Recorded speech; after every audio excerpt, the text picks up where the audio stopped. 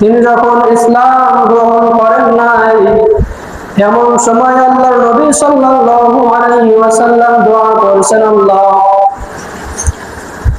আবু জাহাল অথবা হযরত ওমর অথবা আবু জাহাল, এই দুইজনের একজনকে আপনি ইসলামের জন্য কবুল করে তাদেরকে ঈমান নসিব করে আপনি ইসলামকে শক্তিশালী করেন, ইসলামকে শক্তিশালী করেন।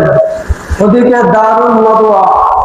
দারুন নাদওয়া কাফের মুশরিকরা বৈঠক বসছে যে নবী মুহাম্মদ তিনি যেই ধর্মের প্রসার শুরু করছেন, যেই কলেমার প্রসার শুরু করছেন, আস্তে আস্তে আমাদের সংখ্যা কমতেই আছে, তার বল ভারী হচ্ছে, সবাই মুসলমান হয়ে যাচ্ছে, ঈমান গ্রহণ করছে, যে করেই হোক মুহাম্মদকে ফেরাতে হবে, মুহাম্মদকে এই দ্বীনের দাওয়াত দেওয়া থেকে তাকে ফিরাতে হবে।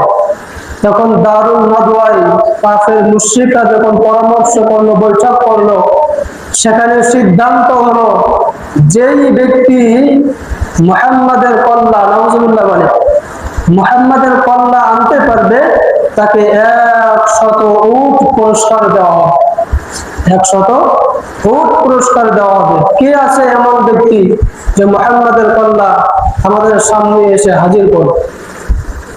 কেউ সাহস করে না। ওই সময় ওমর রাদিয়াল্লাহু তাআলা আনহু নাঙ্গা তলোয়ার হাতে করে নিয়ে দাঁড়িয়ে গেছে যে কেউ না পারুক, আমি যেভাবেই হোক মুহাম্মাদের কল্লা নিয়েই আসবো। যখন নাঙ্গা তলোয়ার হাতে করে ঊর্ধ্ব শ্বাসে দৌড় শুরু করছে, আল্লাহর নবী সাল্লাল্লাহু আলাইহি ওয়াসাল্লামকে দুনিয়া থেকে বিদায় করে দিবে। ওদিকে একজন ডাক দিয়েছে, ওমর আগে নিজের ঘরের অবস্থা পর্যবেক্ষণ করো, মুহাম্মাদের কল্লা আনতে যাচ্ছ ওটা পরে করো, আগে নিজের ঘর ঠেকাও, আগে নিজের ঘর বাঁচাও। ওমর রাদিয়াল্লাহু তাআলা আনহু খবর পাইলেন যে তার বোন ফাতেমা এবং তার ভগ্নিপতি ইসলাম গ্রহণ করে ফেলছে। তো ওমর ফারুক রাদিয়াল্লাহু তাআলা আনহু এমন রাগ করলেন, তার চেহারা লাল টকবক হয়ে গেছে যে আমার বোন ফাতেমা, আমার ভগ্নিপতি, তারা আমাকে না জানিয়ে তারা ইসলাম গ্রহণ করে ফেললো, এত বড় সাহস তাদেরকে দিয়েছে। ওমর রাদিয়াল্লাহু তাআলা আনহু তার বোন ফাতেমার ঘরে চলে গেল, বাড়িতে চলে গেল। যাওয়ার পরে তার কানে আওয়াজ আসছে কোরআনুল কারীমের তেলাওয়াত। সূরা তাহা মা আনজালনা আলাইকাল কুরআনা লিতাশকা ইল্লা তাযকিরাতাল লিমান ইয়াখশা।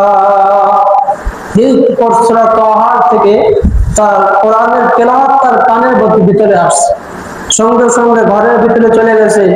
যখন তার বোন এবং ভগ্নিপতি টের পাইছে যে ওমর আসছে, সঙ্গে সঙ্গে তারা কোরআনের ওই অংশ তারা লুকিয়ে ফেলছে।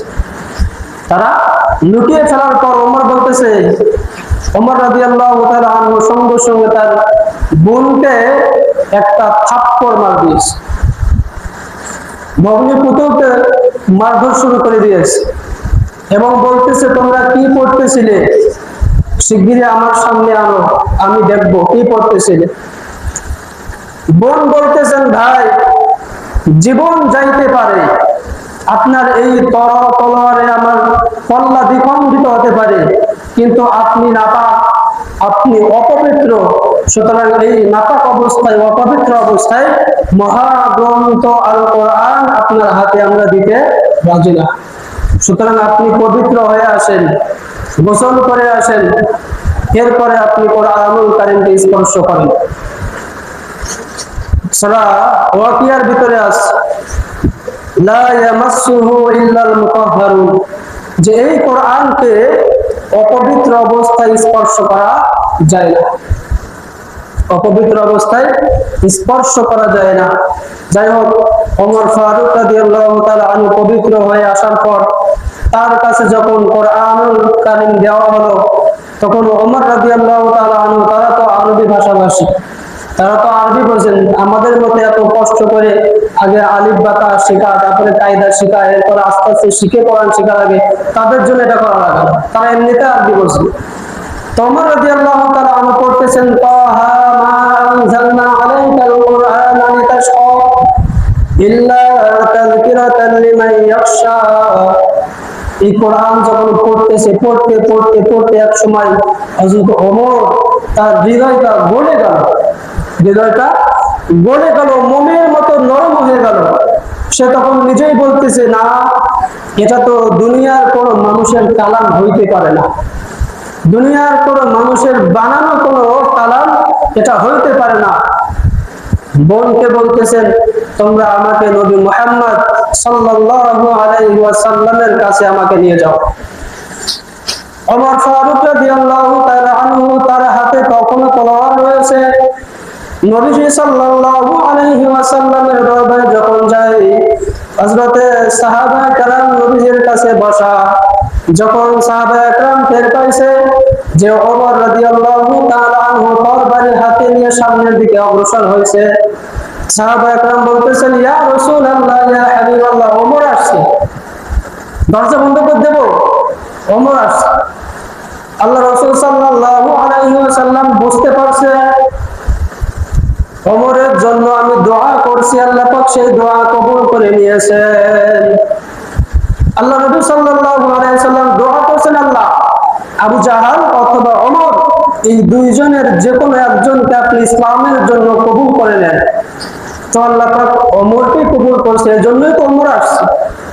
সুতরাং ও সাহাবী, তোমরা ভয়ের কোনো কারণ নাই, ভয় পেও না, ওমরকে আসতে দাও, ওমরকে আসতে দাও। ওমর ফারুক রাদিয়াল্লাহু তাআলা আনহু যখন নবীজি সাল্লাল্লাহু আলাইহি ওয়াসাল্লামের কাছে আসছে, আসার পরে বলতেছেন, ইয়া রাসূলুল্লাহ, ইয়া হাবিবাল্লাহ, এই নাঙ্গা তলোয়ার আপনি হাতে ধরেন, আমি ওমরকে আপনি দ্বিখণ্ড করে দেন, আমি ওমরকে আপনি জবাই করে দেন, দ্বিখণ্ড করে দেন, আমার কল্লা আর আমার দেহ থেকে আলাদা করে দেন। তো বলেন যে ওমর রাদিয়াল্লাহু তাআলা আনহু স্বয়ং নবীজি সাল্লাল্লাহু আলাইহি ওয়াসাল্লামের কল্লা 100 উটের বিনিময়ে কল্লা আনার জন্য অগ্রসর হয়েছে, সেই ওমর কোরআনের স্পর্শে, কোরআনের মুজিজায় রাসূল করিম সাল্লাল্লাহু আলাইহি ওয়াসাল্লামের হাতে তলোয়ার দিয়ে বলতেছেন, ইয়া রাসূলুল্লাহ, আপনি আমার কল্লা দ্বিখণ্ড করেন। এটা হলো কোরআনের মুজিজা, কোরআনের স্পর্শ। মেরে মুহতারাম, ওমর ফারুক রাদিয়াল্লাহু তাআলা আনহু নবীজি সাল্লাল্লাহু আলাইহি ওয়াসাল্লামের কাছে যাওয়ার পরে বলতেছেন, ইয়া রাসূলুল্লাহ, ইয়া হাবিবাল্লাহ, আপনি আর দেরি করেন না, আমিও দেরি করতে চান না, পড়াই দেন আশহাদু আল্লা ইলাহা ইল্লাল্লাহু ওয়া আশহাদু আন্না মুহাম্মাদান আবদুহু ওয়া রাসূলুহু। সঙ্গে সঙ্গে ওমর ফারুক রাদিয়াল্লাহু তাআলা আনহু মুসলমান হয়ে যায়। তো মুসলমান হয়ে যাওয়ার পর ইসলামের বিজয় কিভাবে শুরু হয়? ওমর রাদিয়াল্লাহু তাআলা আনহুর চাইতে মহাবীর পুরুষ সে সময় কেউ ছিল না, সবাই ওমরকে ভয় পেত। ইসলাম গ্রহণের আগেও যেরকম ভয় পেত, ইসলাম গ্রহণের পরেও এরকম ভয় পেত। ওমর রাদিয়াল্লাহু তাআলা আনহু ইসলাম গ্রহণের পর এতদিন পর্যন্ত আযান হতো আস্তে আস্তে, যাতে মুশরিকদের কাফেরদের কানে না যায়। আমরা নামাজ পড়বো, আল্লাহকে সিজদা করবো, এটা যেন কোনো কাফের মুশরিক না দেখে, সবাই ভয়ে ভয়ে। কিন্তু আমিরুল মুমিনিন হযরত ওমর রাদিয়াল্লাহু তাআলা ইসলাম গ্রহণের সাথে সাথে আর এক সেকেন্ড দেরি হয় না, সঙ্গে সঙ্গে কাবা ঘরের পাশে দাঁড়ায় আযান শুরু হয়ে গেছে, স্পষ্ট ভাষায় প্রকাশ্যে দিবালোকে সবার সামনে আযান শুরু হয়ে গেছে। আল্লাহু আকবার, আল্লাহু আকবার, আযান শুরু হয়ে গেছে। ওদিকে মক্কার মুশরিকরা, কাফেররা ভয়ে থরথর, কি করতে দিলাম ওমরকে, কি করার জন্য পাঠাইলাম, আর ওমর করলোটা কি? ওমরকে পাঠাইলাম কল্লা আনার জন্য, আর ওমর তার নিজের কল্লা দিয়ে দিল। মুশরিকরা ভয়ে থরথর। এখন মক্কার কাবা ঘরের ভিতরে চতুর্পার্শ্বে প্রকাশ্যে আল্লাহ তাআলাকে সিজদা হচ্ছে, সবাই নামাজ পড়তেছে।